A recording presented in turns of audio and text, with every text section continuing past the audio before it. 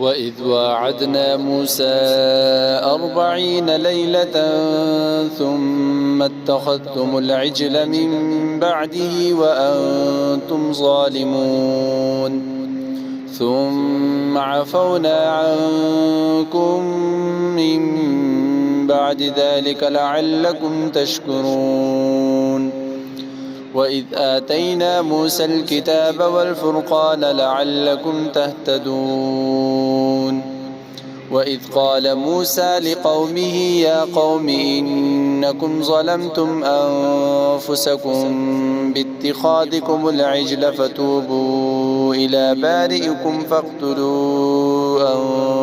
أنفسكم ذلكم خير لكم عند بارئكم فتاب عليكم إنه هو التواب الرحيم وإذ قلتم يا موسى لن نؤمن لك حتى نرى الله جهرة فاتخذتم الصاعقة وأنتم تنظرون ثم بعثناكم من بعد موتكم لعلكم تشكرون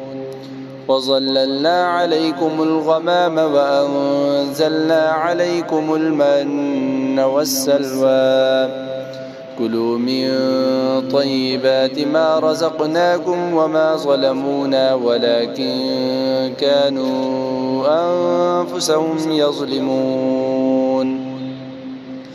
وإذ قلنا ادخلوا هذه القرية فكلوا منها حيث شئتم رغدا وادخلوا الباب سجدا وقولوا حطة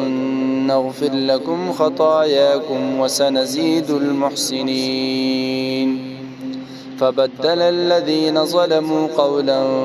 غير الذي قيل لهم فأنزلنا على الذين ظلموا رجزا من السماء بما كانوا يفسقون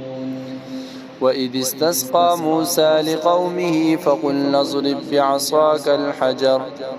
فانفجرت منه 12 عينا قد علم كل أناس